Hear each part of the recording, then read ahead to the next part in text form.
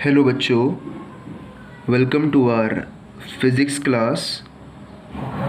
In today's class, we'll be continuing our chapter number 4 of NCERT titled as Moving Charges and Magnetism. और आज की हमारी video बहुत ही इम्पॉर्टेंट टॉपिक्स पर बेस्ड है.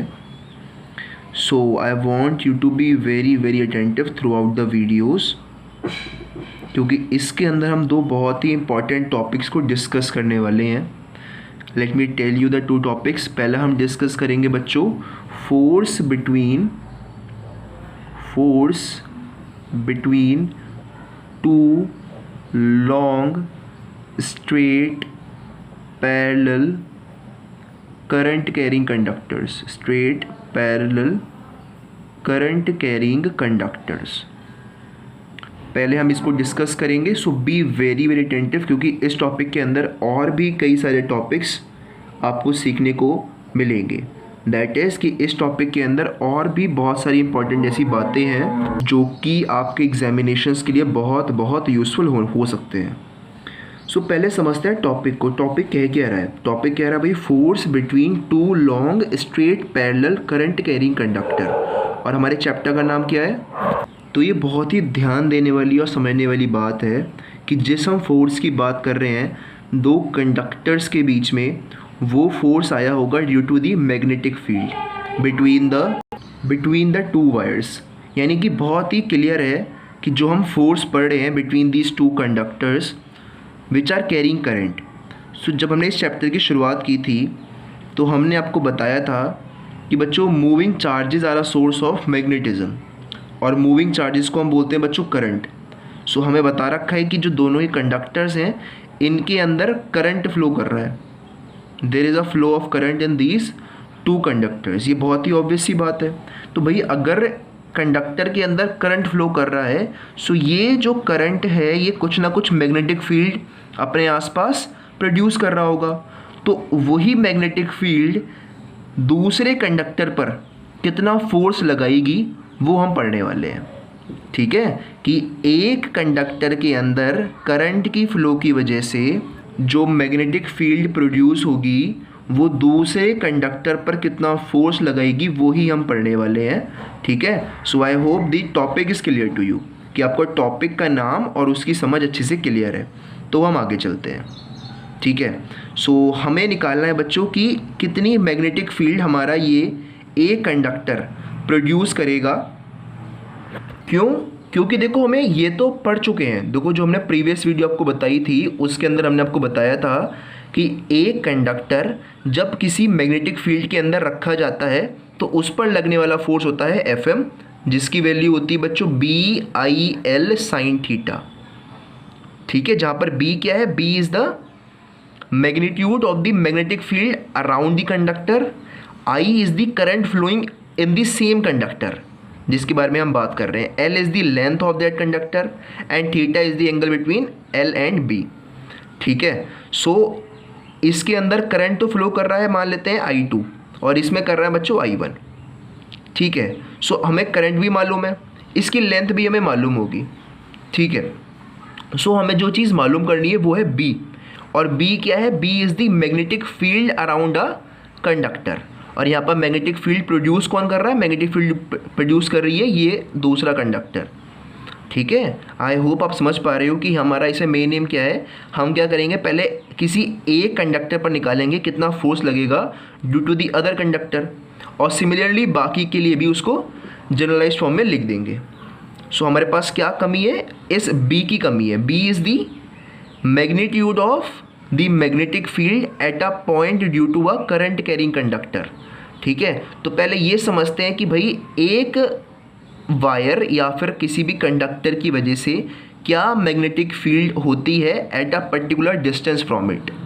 क्योंकि हमने यहाँ पर ये मान लिया है कि ये जो कंडक्टर है ये एक r दूरी पर है, रखा हुआ है इस वाले कंडक्टर से. ठीक है. It is at a r distance from this conductor. तो हमारा मेन एम क्या है? हमारा मेन ये है कि ये कितना स्ट्रॉन्ग मैग्नेटिक फील्ड प्रोड्यूस कर रहा होगा at this point, distance r from the wire. ठीक है. तो मुझे B निकालना है. ठीक है. अभी तक हमने ना ही ये पढ़ा है कि एक कंडक्टर, एक स्ट्रेट कंडक्टर कितना मैग्नेटिक फील्ड प्रोड्यूस करता है एट अ डिस्टेंस r। तो पहले इसको पढ़ते हैं, ठीक है।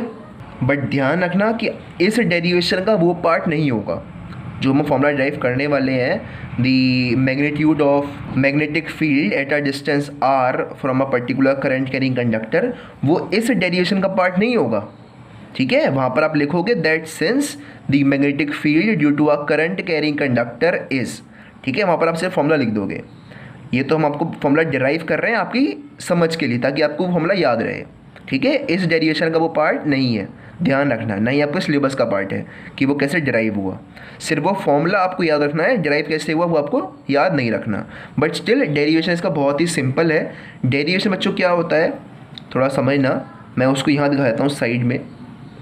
Derivation is really very very simple, और उसको डिराइव करते हैं हम यूजिंग एम्पियर्स सर्कुलर लॉ, ठीक है। उसी की एक डेरिवेशन है, उसी की एक एप्लीकेशन है by which we derive the magnitude of magnetic field at a distance r from the conductor. So मैंने ये मान लिया कि इस कंडक्टर को मैंने यहाँ पर रख दिया, I had placed that conductor over here. इसमें क्या है, करंट I फ्लो कर रहा है, ठीक है। तो मुझे निकालना है भाई strength of magnetic field at a distance r from this wire. तो मैं क्या करूँगा, मैं r रेडियस का एक सर्कल इमेजिन कर लूँगा एनसर्कलिंग दिस वायर। मैंने क्या किया, एक circle of radius r imagine कर लिया है which is encircling this wire. So मेरा पहला सवाल आपसे ये है इस पर्टिकुलर डेरिवेशन के अंदर कि बताओ direction of magnetic lines of force कैसी होने वाली है। सो उसके लिए आप यूज़ करोगे बच्चों राइट हैंड थंब रूल। कैसे यूज़ करोगे, ये आपका राइट हैंड है, सो आपका जो थंब है वो पॉइंट करेगा in the direction of current ऐसे करके, और जो आपके फिंगर के कर्ल्स हैं ऐसे अंदर जाते हुए फिर बाहर निकलते हुए, ये पॉइंट करेंगे इन the direction of magnetic lines of force. यानी कि कुछ इस तरीके से आपके पास आपका मैग्नेटिक फील्ड है इस रीजन में, ठीक है। इस रीजन में कुछ इस तरह से magnetic lines of force direction कैसा है, ऐसे कि यहाँ से अंदर जा रहा है, यहाँ से बाहर आ रहा है। तो मैं आपसे पूछूं कि भाई अगर आपको डायरेक्शन दिखाना है इस वायर के across magnetic lines of force का, तो आप कहोगे sir on the right hand side lines अंदर जा रही हैं, दैट इज़ ऐसे अंदर जा रही हैं, और on the left hand side जो लाइंस हैं वो बाहर आ रही हैं। I hope this is clear to you, क्योंकि ये जो सिंबल है ये दिखाता है कि लाइंस बाहर आ रही हैं और ये दिखाता है कि लाइंस अंदर जा रही हैं, ठीक है। तो यहाँ पर क्या हुआ, जो मैग्नेटिक लाइंस ऑफ फोर्स है वो ऐसे हैं कि यहाँ से अंदर जा रही है फिर बाहर आ रही है, एनसर्कलिंग दिस वायर, ठीक है। अब हम लगाते हैं अपना एम्पियर्स सर्कुलर लॉ। इसका स्टेटमेंट बताइए मेरे को क्या होता है, what is the statement for amperes circular law. इसका स्टेटमेंट बच्चों ये होता है that the line integral of the magnetic field across a circular path, ठीक है। हम क्या कर रहे हैं, इस सर्कुलर पाथ का एक छोटा सा एलिमेंट मान लेते हैं dl। Line integral of the magnetic field across a और around a closed circular path, ठीक है। तो मैंने क्या किया, छोटा सा एलिमेंट मान लिया dl। So b dot dl की वैल्यू होती है is equal to mu naught times the total current enclosed by the circular path, that is mu naught I. ये होता है बच्चों statement of Ampere circular law, ठीक है। सो देखो ध्यान से, जो डायरेक्शन ऑफ dl है, dl वेक्टर वो ऐसे है, और आपको अच्छे से मालूम होना चाहिए कि जो मैग्नेटिक फील्ड का डायरेक्शन होता है on the magnetic lines of force, ये भी तो एक मैग्नेटिक लाइंस ऑफ फोर ही होगी। This line, this circular path is also a magnetic lines of force, ठीक है। ये एक लूप ही तो है जो सराउंड कर रही है इस वायर को, और वैसे ही हमारी मैग्नेटिक लाइंस ऑफ फोर्स भी होती हैं। सो उनके ऊपर अगर मैं एक टेंजेंट बनाता हूँ, if I draw a tangent on those circles, so that gives me the direction of magnetic field. तो ये डायरेक्शन हो गया मैग्नेटिक फील्ड का, और यही डायरेक्शन हो गया मेरे dl का। सो दोनों के बीच का एंगल कितना है, थीटा की वैल्यू 0 डिग्री है, ठीक है। सो b डॉट dl की वैल्यू क्या होगी बच्चों, b dl cos theta, theta की वैल्यू 0 है तो cos 0 की वैल्यू 1 होती है, तो ये हो जाएगा b integration of b dl, ठीक है। वेक्टर हटा दिए क्यों? क्योंकि थीटा की वैल्यू 0 डिग्री है। This is equal to mu naught I. अब बी तो कांस्टेंट है और at all the points distance r from the wire, ठीक है, तो बी को हमने बाहर ले लिया। Integration of d l is equal to mu naught I. अब इंटीग्रेशन ऑफ डी एल का मतलब क्या है कि आपने इन सारे स्मॉल एलिमेंट्स को सम अप कर देना है कि एक डी एल ये है, एक डी एल ये है, इसको मान सकते हो, इसको मान लो, इसको मान लो, इसको मान लो, तो इन सब डी एल का सम करना है। तो वो क्या होगा? Circumference of the circle of radius r, ठीक है। सो आप लिख सकते हो कि इंटीग्रेशन ऑफ डी एल क्या होगा? Circumference of this circle, that is B into 2 pi r. Circumference का फॉर्मूला होता है सर्कल के 2 pi r which is equal to mu naught I. तो हम निकाल क्या रहे थे? हम तो बी निकाल रहे थे, magnetic field at a point distance r from the wire.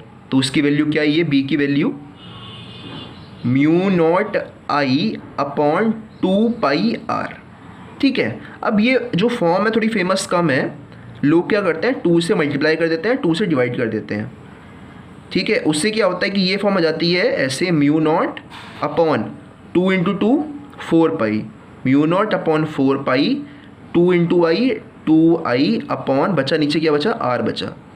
So this is a more famous form of magnetic field at a point distance r from a straight long current carrying conductor.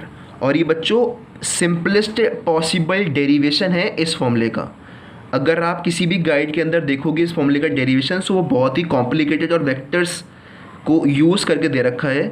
So you must always remember this derivation, क्योंकि कभी कभी क्या होता है कि pre boards में जो आपके टीचर्स होते हैं वो इस फॉर्मूले को भी कभी कभी एग्जाम के अंदर मांग लेते हैं कि derive the formula for the strength of magnetic field at a point from a long straight current carrying wire. तो वहाँ पर जो फॉर्मूला होगा वो ऐसे हम डिराइव करते हैं यूजिंग एम्पियर्स सेकेंडल लॉ। सो जब भी आप डिराइव करो तो आपको सब कुछ लिखना होता है कि फिगर शोज़ ये सब डिस्टेंस आर, ठीक है। तो ये मैंने आपको दिखाया शॉर्ट फॉर्म में। अगर आपको एग्जाम में करना होगा तो आप लिखोगे भाई फिगर क्या दिखा रहा है, क्या ये वायर है जिसमें करंट आई फ्लो कर रहा है, तभी हमने ये सब लिखा। फिर स्टेटमेंट ऑफ एम्पियर सेकेंडल लॉ आपको लिखनी होती है, ठीक है। तो ऐसे करके आप करते हो। बट हमारे लिए भी मेन फॉर्मूला क्या है कि हमें ये मिल चुका है कि किसी भी कंडक्टर की वजह से एक पर्टिकुलर डिस्टेंस आर पर जो मैग्नेटिक फील्ड होगी वो इतनी होगी, ठीक है। सो आप ध्यान से देखो तो मुझे इस फोर्स के लिए सब कुछ मिल चुका है। अब बी भी मिल गया है, strength of magnetic field where the conductor is placed, यहाँ पर ये डिस्टेंस आर है, तो इसकी वजह से जो कि करंट I1 कैरी कर रहा है तो कितना मैग्नेटिक फील्ड होगा वो हम उसी फॉर्मूले में पुट कर देंगे। I आपको मालूम है कितना करंट फ्लो कर रहा है इसमें से, ठीक है। Length you do not require, आप देखो कैसे। तो चलिए अब हम शुरू करते हैं अपनी derivation for the force between 2 long straight parallel current carrying conductors. So पहले मैं चाहता हूँ कि आप इसको डिस्क्राइब करो, फिगर को क्या दिखा रहा है ये। तो आप लिखो figure shows 2 current carrying conductors parallel to each other carrying current I1 and I2 placed at a distance R from each other, ठीक है। सो आई होप कि आपने उस फिगर को डिस्क्राइब कर दिया है, आपने लिख दिया है वो सब फिगर के बारे में कि फिगर दिखा क्या रहा है, ठीक है। तो मैं उसको लिखूंगा नहीं, आप वो लिख चुके हो, ऐसे मैं एक्सपेक्ट कर रहा हूँ। तो अब हम आगे चलते हैं। हम क्या करेंगे, इस वाले कंडक्टर की वजह से जो मैग्नेटिक फील्ड प्रोड्यूस हो रही होगी उसको निकालेंगे eight a point distance R from this conductor, ठीक है। कि भाई इतनी दूरी पर क्या मैग्नीट्यूड होगा आपके मैग्नेटिक फील्ड का। क्यों? क्योंकि ध्यान दो कि जो मैग्नेटिक लाइन्स ऑफ फोर्स हैं वो क्या होता है, वो नियर दी वायर तो बहुत ही क्लोज होती हैं, क्योंकि यहाँ पर जो मैग्नीट्यूड है मैग्नेटिक फील्ड का वो स्ट्रॉन्ग होता है। But as we go on moving away from this wire the distance between the magnetic lines of force increases, that I had told you in the first video of this chapter, ठीक है। तो उसका मतलब ये होता है कि अब जो आपकी मैग्नेटिक फील्ड है वो धीरे धीरे कम होती जा रही है। सो हम क्या कर रहे हैं, डिस्टेंस R पर निकालेंगे कितनी मैग्नेटिक फील्ड होगी। बट आई होप कि ये बात आपको क्लियर है कि जो magnetic field lines of force है, जो मैग्नेटिक लाइन्स ऑफ फोर्स है अक्रॉस दिस कंडक्टर वो इस डायरेक्शन में है, ऐसे, ठीक है। यानी कि यहाँ तो अंदर जा रही है, राइट हैंड साइड पर तो अंदर एंटर कर रही है, ऐसे अंदर पेपर के अंदर, और फिर पेपर के अंदर से होकर के यहाँ पर बाहर निकल रही है, राइट हैंड साइड पर बाहर आ रही है और फिर इसमें घुस जा रही है. So this is actually the position of the magnetic lines of force across this conductor carrying current I1. So figure को डिस्क्राइब करने के बाद आप लिखोगे that the conductor carrying current I1 produces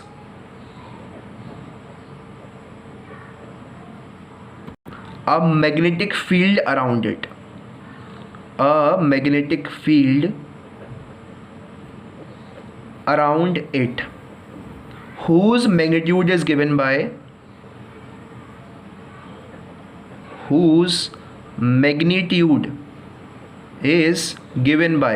हमने अभी अभी निकाला है कि कितना मैग्नीट्यूड होता है of the magnetic field due to a wire. क्या है बच्चों वो यहाँ पर हमने निकाला था B is equal to mu not upon 4π2I/r. ठीक है, तो ये कांस्टेंट है, कोई बात नहीं, ये भी कांस्टेंट है, कोई बात नहीं. I क्या है? I is the current flowing through the conductor. तो जिस कंडक्टर की बात कर रहा हूँ उसमें करंट कितना है? I1 है, तो वहाँ पर ये I1 हो जाएगा. और R क्या है? जिस डिस्टेंस पर मैं मैग्नेटिक फील्ड निकाल रहा हूँ, तो मैं निकाल रहा हूँ बच्चों R दूरी पर, तो वो R का R ही रहेगा. ठीक है, सो B की वैल्यू क्या होगी? Mu naught upon 4π2I1. क्यों? क्योंकि करंट इसमें I1 फ्लो कर रहा है, अपॉन R. R क्या है? Distance of separation between the two conductors. और इसको आप नाम दे दो बच्चों B1. क्यों? क्योंकि it is the magnetic field due to conductor 1. लिख देना यहाँ पर where R is the separation between two conductors. Separation between two conductors. ठीक है, तो इसको लिख देना. जैसे आपने ऊपर लिखा ही होगा R के बारे में, मैंने लिखवा दिया था आपको, तो वहाँ से भी काम चल सकता है. ठीक है, so this is the magnetic field due to this current carrying conductor. But हमें निकालना क्या है? फोर्स निकालना है. सो ये हम पढ़ चुके हैं प्रीवियस वीडियो में कि फोर्स क्या होता है. Placed in a magnetic field that is BIL sine theta. जहाँ पर थीटा क्या होता है, पहले मेरे को ये बताओ थीटा होता क्या है. थीटा होता है बच्चों angle between B vector and L vector. L क्या होता है? The vector across the length of the conductor. तो इस बार आपका L कैसे है? इस पेपर के ऐसे लाई कर रहा है, मतलब पेपर के ऊपर रेस्ट कर रहा है आपका DL वेक्टर. ठीक है, ये L वेक्टर पेपर के ऊपर रेस्ट कर रहा है ऐसे करके. और जो आपका मैग्नेटिक फील्ड है वो मेरे को बताओ कि इन पॉइंट्स पर देखो वो परपेंडिकुलरली बाहर आ रहा है, आपको दिख रहा होगा. ये मतलब क्या है? यहाँ पर perpendicularly out of the paper और यहाँ पर है परपेंडिकुलर टूवर्ड्स द पेपर, मतलब परपेंडिकुलरली इनटू द पेपर. सो आप ध्यान से देखो तो एंगल कितना हुआ दोनों के बीच में. ये ऐसा है, ध्यान से देखना, ये कैसा है? पेपर के ऊपर लाई कर रहा है आपका L वेक्टर, पेपर के ऊपर लाई कर रहा है. और जो B वेक्टर है वो इस पेपर के अंदर जा रहा है, पेपर के अंदर जा रहा है, आपको दिख रहा होगा यहाँ पर क्रॉस बना हुआ है. तो दोनों के बीच का एंगल कितना होगा? So let me show you the actual situation. बच्चों ये सिचुएशन है एक्चुअली में कि आपका जो ये पेंसिल है it is showing the direction of magnetic field into the paper, और ये दिखा रहा है direction of the L vector. तो दोनों के बीच का एंगल कितना है? 90 डिग्री. आपको दिख रहा होगा एंगल, देखो ध्यान से कितना है? 90 डिग्री है. हाँ, सो थीटा की वैल्यू क्या होगी बच्चों? 90 डिग्री होगी यहाँ पर. और साइन 90 की वैल्यू क्या होती है? 1 होती है. सो F की वैल्यू क्या होगी? BIL होगी. यही मैं आपको आगे लिखवाने वाला हूँ. So I hope this is clear to you. So यहाँ पर मैंने वो सब कुछ लिख दिया है that I had told you just now. ठीक है, अब एक एक लाइन को ध्यान से समझना जो मैंने यहाँ से लिखी है. ओके, मैंने इसलिए लिखा ताकि टाइम वेस्ट ना हो यहाँ पर. ठीक है, सो मैंने लिखा है द डायरेक्शन ऑफ B1, जो मैग्नेटिक फील्ड प्रोड्यूस हुई है B1 due to conductor first with reference to the conductor second is perpendicular to the plane of conductor and is directed into the paper. मतलब क्या है?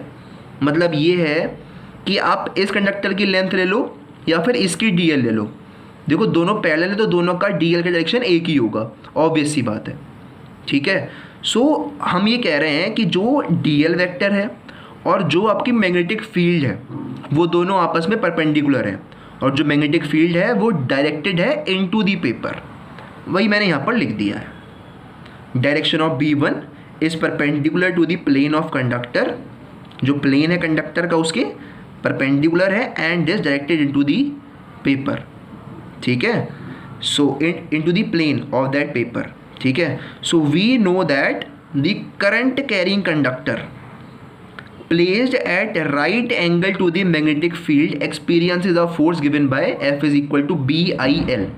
BIL क्यों, sine theta क्यों नहीं, क्योंकि साइन थीटा में थीटा क्या होता है, angle between B and L, और यहाँ पर वो एंगल क्या है, राइट एंगल है, यानी कि परपेंडिकुलर है। सो थीटा की वैल्यू क्या होगी 90 डिग्री, और साइन 90 की वैल्यू होती है 1, तो मैंने यहाँ पर उसको साइन 90 को 1 लिख दिया है, और उसको लिखने का पीछे का एक्सप्लेनेशन यहाँ पर आपको दे दिया है कि भाई एफ़ की वैल्यू BIL है, और ये हमने लास्ट वीडियो में ही पढ़ा है कि एफ़ की वैल्यू होती है BIL sine theta. So this is the general form of the force being experienced by a current carrying conductor. So मैं चाहता हूँ आप हर एक चीज़ को समझो। ये B क्या होता है, B is the magnitude of magnetic field around that conductor, ठीक है, उस कंडक्टर के ऊपर जो मैग्नेटिक फील्ड लग रहा है ये उसका मैग्नीट्यूड होता है, ठीक है। I होता है current flowing into that same conductor, जिस कंडक्टर के ऊपर हम फोर्स की बात कर रहे हैं ये I उसमें फ्लो होने वाला करंट होता है, और L क्या होता है, लेंथ ऑफ दी कंडक्टर। अब क्योंकि हमें पूरे कंडक्टर पर तो निकालना नहीं कितना फोर्स लग रहा है, तो मैं क्या करूँगा, उसके एक यूनिट लेंथ पर निकालूंगा, यानी कि उसकी लेंथ को मैं एक छोटे से पार्ट 1 यूनिट में डिवाइड कर दूंगा और उस पर लगने वाले फोर्स को निकालूंगा, अपना काम आसान करूँगा, दैट इज़ मैं L को 1 मान लूँगा, ठीक है। सो हम लिख सकते हैं आगे, therefore the force experienced per unit length, per unit length क्यों लिखा, क्योंकि मैं L को 1 मानने वाला हूँ, per unit length of conductor 2, हम कंडक्टर 2 पर फोर्स निकालें due to conductor 1, of conductor 2 placed in magnetic field B1, placed in magnetic field B1 is, क्या होगा बच्चों, F की वैल्यू क्या होगी, हम क्योंकि फोर्स निकाल रहे हैं ऑन दी कंडक्टर 2, सो मैं इस F को लिख रहा हूँ बच्चों F2, क्यों, क्योंकि ये फोर्स है ऑन दी सेकेंड कंडक्टर जो कि इधर रखा हुआ था, उसकी वैल्यू होगी B is the magnitude of magnetic field, जो है बच्चों B1। B1 क्यों है, क्योंकि जो मैग्नेटिक फील्ड है वो प्रोड्यूस करी है कंडक्टर C1 ने। सो B1, I क्या होता है, I is the current flowing through the conductor of which we are determining the force. तो यहाँ पर हम कर रहे हैं कंडक्टर 2 के लिए, सो करंट भी कंडक्टर 2 वाला ही लेंगे, दैट इज़ I2। L हमने 1 ले ली है, सो इंटू 1 यानी कि यही होगा। सो अब ध्यान से देखो, B1 हम निकाल चुके हैं, तो इसको मैंने मानिए इक्वेशन नंबर 1। सो आप लिख सकते हो that from equation number 1 the value of F2 would be, B1 की वैल्यू थी बच्चों μ0 upon 4 pi 2I1 upon R multiplied by I2। So value आ रही है बच्चों फोर्स की, this is the final formula जिसको हम डिराइव कर रहे थे, μ0 upon 4 pi 2I1 into I2 upon R। So this is the force experienced by a conductor placed in a magnetic field produced due to another conductor carrying a current I1। तो यही वो आखिरी result है जिसके लिए हमारी derivation हमने करी थी, ठीक है। सो यहाँ पर हमने क्या निकाला है, force on the second conductor, ठीक है। सिमिलरली यही काम होगा force on the first conductor के लिए भी, कि अगर आपसे कोई पूछे भाई force on the first conductor क्या होगा, तो जहाँ पर भी आपने 2 लिखा है वहाँ पर 1 कर देना, जहाँ 1 लिखा है वहाँ 2 कर देना, दैट्स इट, ठीक है। तो आप लिख सकते हो similarly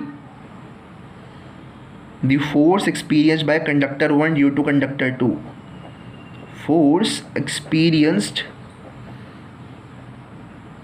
by conductor 1 due to conductor 2, वहाँ पर फोर्स क्या होगा बच्चों, F1 की वैल्यू क्या होगी, μ0 अपॉन 4 पाई, तो एक कांस्टेंट है। अब यहाँ पर जो मैग्नेटिक फील्ड आएगी वो होगी ड्यू टू कंडक्टर 2, तो उसको लिखेंगे B2। करंट इसमें कितना फ्लो हो रहा है, I1 डिवाइडेड बाय R, दूरी तो सेम ही रहेगी, मल्टीप्लाइड बाय I2, तो चेंज क्या हुआ, B2। जस्ट अ मिनट, मैंने भाई B को तो मैंने I में कन्वर्ट कर ही दिया है, ठीक है। सो यहाँ पर अब B2 ना करके सिर्फ और सिर्फ 2 आएगा। क्यों? क्योंकि भाई मैंने फॉर्मूला लिख दिया ना यहाँ पर B2 का। ओके, इसको थोड़ा और प्रिसाइज मैंने में लिखे तो आप लिख सकते हो भाई F1 की वैल्यू होगी B2 into I1, B2 into I1, जिसको मैंने आगे यहाँ पर एक और सिंप्लीफाइड फॉर्म में लिख दिया है, μ0/4 2I1I2/R। सो आप ध्यान से देखो कि ये फोर्स और ये फोर्स दोनों ही बराबर दिख रहे हैं हमें। तो अब हमें ये मालूम करना है कि क्या ये फोर्स एट्रैक्टिव है या फिर रिपल्सिव है नेचर में, कि क्या ये दोनों वायर्स आपस में एक दूसरे को अट्रैक्ट करेंगी या फिर रिपेल करेंगी। सो हमें पता चलेगा when we determine the direction of force, कि भाई इस फोर्स का डायरेक्शन क्या है, on conductor first and on conductor second. So force का डायरेक्शन निकालने के लिए आपके पास एक रूल होता है जिसको आप बोलते हो फ्लेमिंग्स लेफ्ट हैंड रूल। सो पहले हम आपको पढ़ाएंगे फ्लेमिंग्स लेफ्ट हैंड रूल, फिर वापस इसी पेज पर आएंगे और देखेंगे कि किस तरह का फोर्स होने वाला है। सो अब यहाँ पेज को टर्न कर रहा हूँ ताकि हम एक नया कॉन्सेप्ट पढ़ पाएँ, that is Fleming's left hand rule. So अब हम डिस्कस करेंगे बच्चों फ्लेमिंग्स लेफ्ट हैंड रूल। एक बहुत ही इंपॉर्टेंट रूल है और आपकी बहुत मदद करेगा एग्जामिनेशन के अंदर। अगर आपसे पूछा जाता है नेचर और direction of force when you are given the direction of magnetic field and current.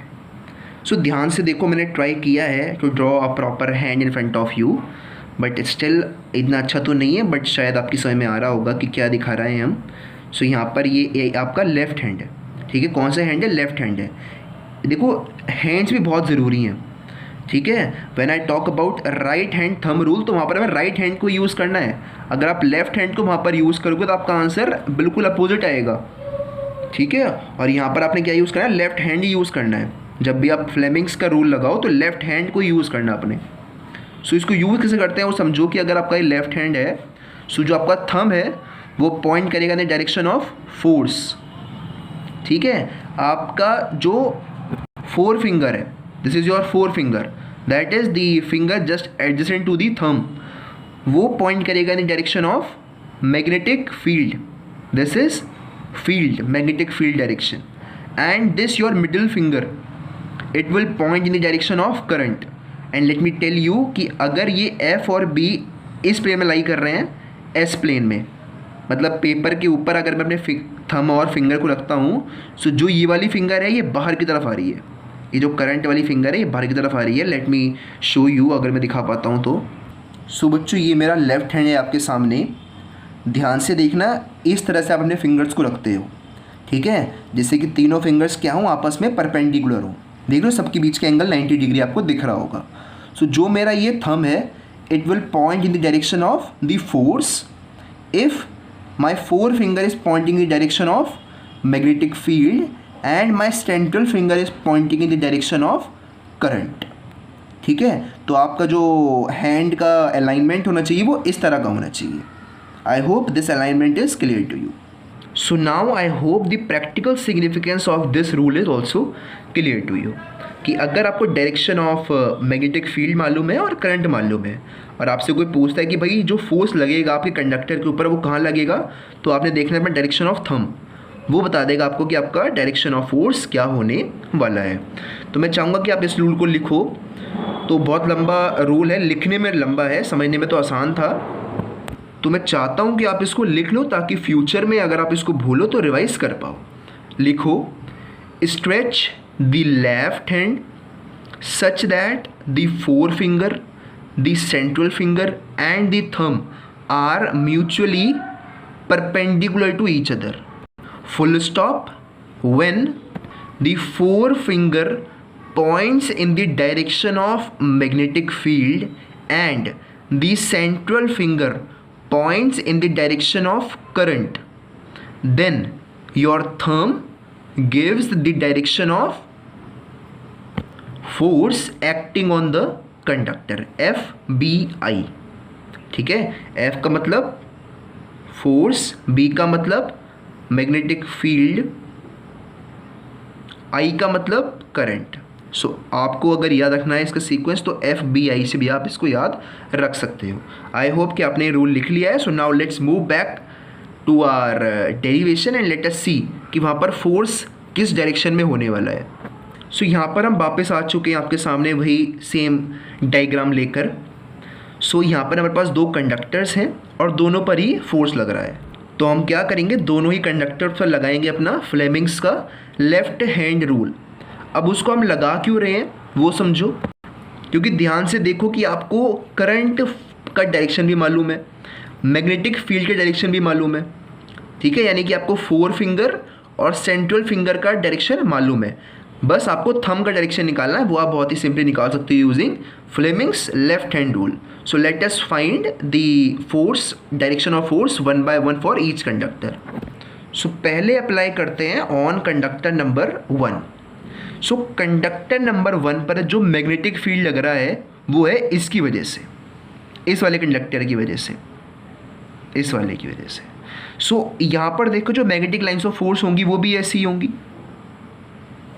ठीक है। यानी कि राइट हैंड साइड पर लाइंस पेपर के अंदर जा रही होंगी और लेफ्ट हैंड साइड पर वही लाइंस घूम करके बाहर आ रही होंगी, ठीक है। यानी कि इसके इधर इधर जो भी लाइंस है वो सारी बाहर की तरफ आएंगी, ठीक है। लाइन में यहाँ पर लूँ, यहाँ पर लूँ, यहाँ पर लूँ, जो B2 की लाइंस है magnetic field to second conductor, वो लेफ्ट हैंड साइड पर हमेशा बाहर की तरफ ही होगा और राइट हैंड साइड पर कहीं पर भी लोगे तो वो अंदर की तरफ ही होगा, ठीक है। सो यहाँ पर मैग्नेटिक फील्ड की डायरेक्शन हम लेंगे B2 की, क्यों? क्योंकि यहाँ पर जो मैग्नेटिक फील्ड है वो इसकी वजह से है। सो ध्यान से देखो जो डायरेक्शन ऑफ B2 है एट दिस कंडक्टर वो बाहर की तरफ है। आई होप आप इस बात से सेटिस्फाई हो चुके हो, ठीक है। आप यहाँ पर रूल लगा सकते हो, राइट हैंड थंब रूल। अपने थंब को रखना है ऐसे, तो फिंगर का कर्व देखना ऐसे आ रहे होंगे बाहर की तरफ। सो this is the direction of magnetic field outwards.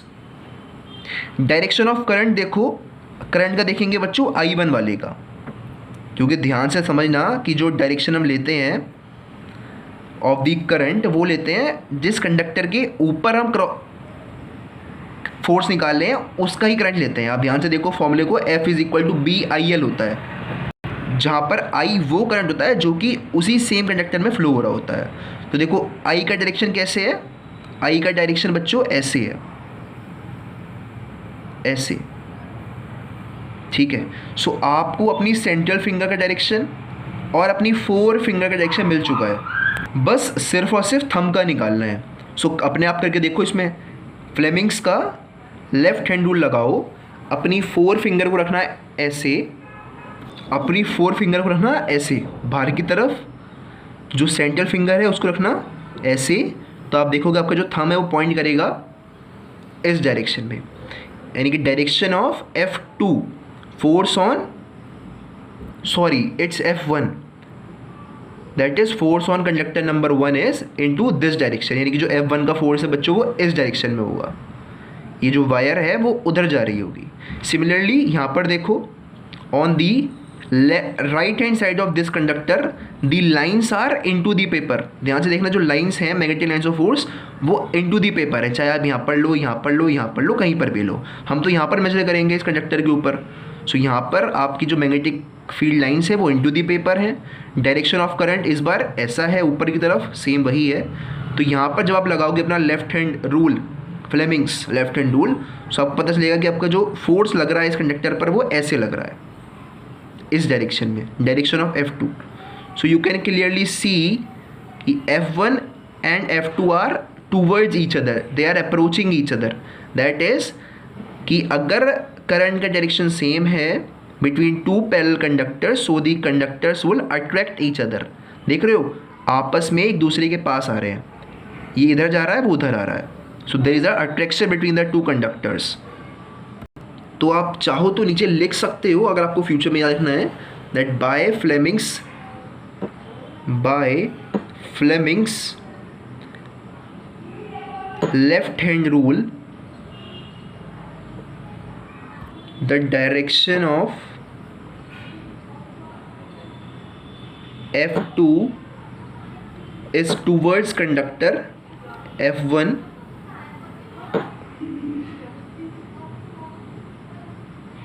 And the direction of F1 is towards conductor F2। ये आप खुद लिख लो नीचे। सो मैं बाद में इसको सम अप कर रहा हूँ यहाँ पर इस लाइन में, that two long parallel conductors carrying currents in same direction attract each other. Carrying current in same direction attract each other। ये हमारा कंक्लूजन हो गया after applying Fleming's left hand rule. ठीक है, so it's a very very important thing कि अगर दो conductor हैं और में जो डायरेक्शन ऑफ करंट है वो सेम है तो दोनों एक दूसरे को अट्रैक्ट करेंगे। इस पर अभी थोड़ी और बातें हमें करनी है बिकॉज इसमें अभी हमने एम्पियर को भी डिफाइन करना है। ठीक है, so for that I am turning the page, वहाँ पर डिस्कस करते हैं इसके ऊपर और बातें। सो हमने अभी देखा पीछे कि अगर दो कंडक्टर्स हैं उनमें जो करंट का डायरेक्शन है वो सेम है तो दोनों एक दूसरे को अट्रैक्ट करेंगे। अब मानते हैं कि दोनों में जो करंट का डायरेक्शन है वो अलग अलग है। कंडक्टर नंबर 1 में डायरेक्शन ऑफ करंट है ऐसे और कंडक्टर नंबर 2 में डायरेक्शन ऑफ करंट है बच्चों ऐसे। तो यहाँ पर जब आप फ्लेमिंग्स का रूल लगा के खुद देखना तो आपको पता चलेगा कि अब ये दोनों वायर्स एक दूसरे को रिपेल करने वाली हैं। तो आप यहाँ पर लिख सकते हो that two long parallel wires और conductors carrying current in opposite direction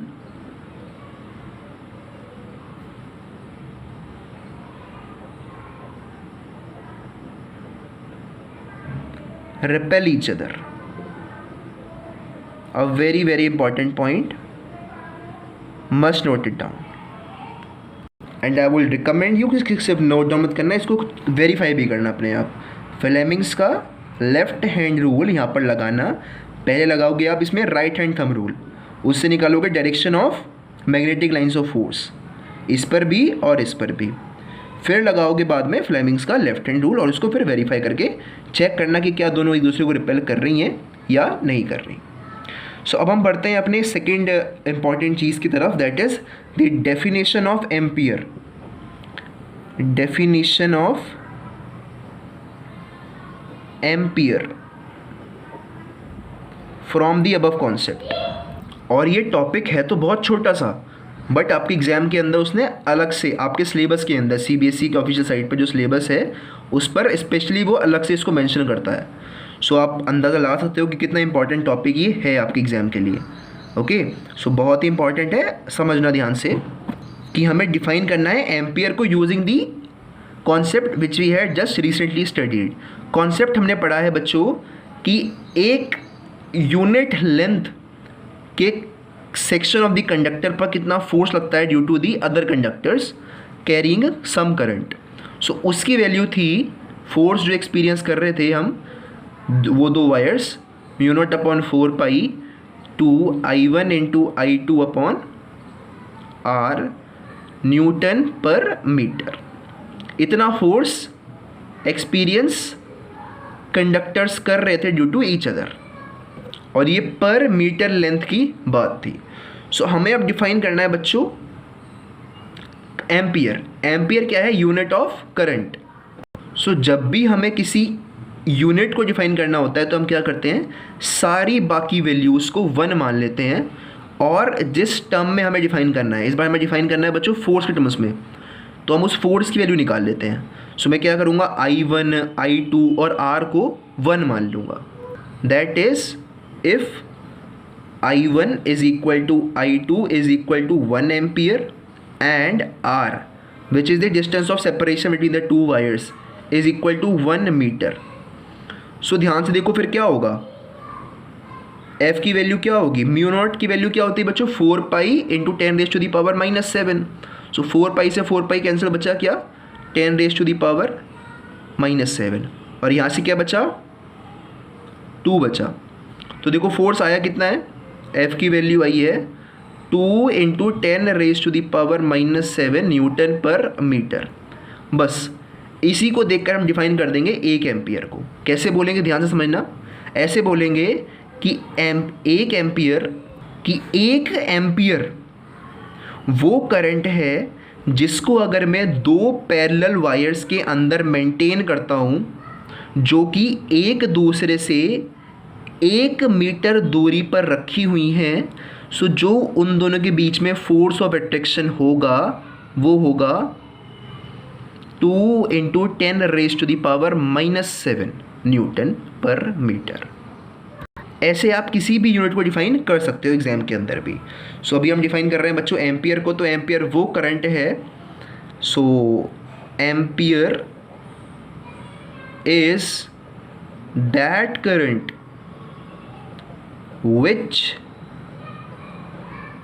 if maintained in two long parallel conductors separated by a distance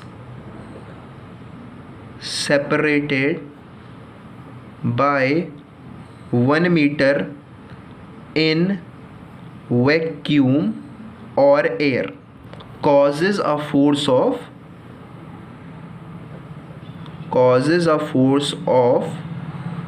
2 × 10⁻⁻7 newton per metre, या फिर